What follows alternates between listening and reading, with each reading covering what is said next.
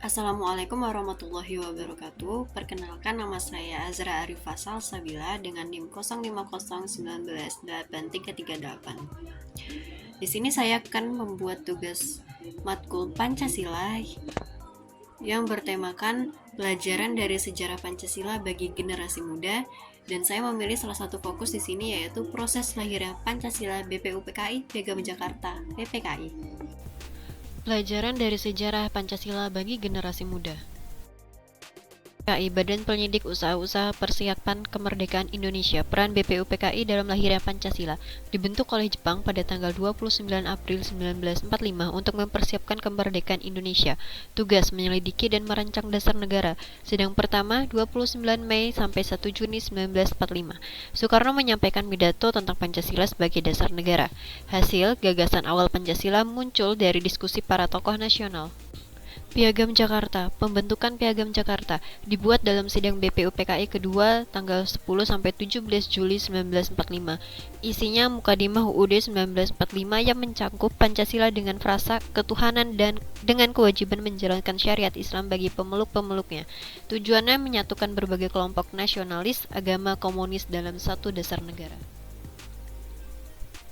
PPKI, Panitia Persiapan Kemerdekaan Indonesia. Peran PPKI dalam finalisasi Pancasila dibentuk pada tanggal 7 Agustus 1945 untuk menggantikan BPUPKI. Tugasnya menyusun konstitusi dan memproklamasikan kemerdekaan. Pada tanggal 18 Agustus 1945, proklamasi kemerdekaan dan pengesahan UUD 1945 dengan Pancasila sebagai pembukaannya setelah revisi Piagam Jakarta. Peristiwa penting pembentukan Piagam Jakarta. Penjelasan peristiwa. Dalam sidang BPUPKI kedua, para tokoh seperti Soekarno, Hatta, dan Ki Hajar Dewantara berdiskusi secara intensif. Mereka menyepakati Piagam Jakarta sebagai mukadimah UUD, yang mencerminkan kompromi antara kelompok nasionalis, agama, dan lainnya. Ini terjadi di tengah tekanan Jepang dan situasi Perang Dunia, menunjukkan upaya untuk menyatukan bangsa yang beragam. Sidang berlangsung selama 8 hari, melibatkan 67 anggota dari berbagai latar belakang. Nilai Pancasila yang tercermin dari peristiwa tersebut. Nilai yang tercermin, Persatuan Indonesia. Peristiwa ini menunjukkan upaya menyatukan berbagai kelompok etnis, agama, dan politik menjadi satu bangsa meskipun ada perbedaan pendapat. Kerakyatan yang dipimpin oleh hikmat kebijaksanaan dalam permusyawaratan perwakilan. Proses diskusi dan musyawarah di BPUPKI mencerminkan demokrasi deliberatif di mana keputusan diambil melalui dialog dan kompromi, bukan paksaan. Kemanusiaan yang adil dan beradab.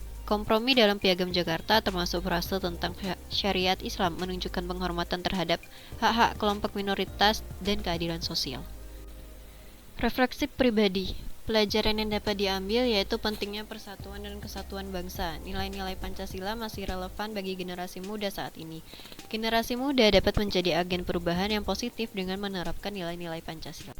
Sekian presentasi dari saya. Mohon maaf apabila ada kesalahan kata. Wassalamualaikum warahmatullahi wabarakatuh.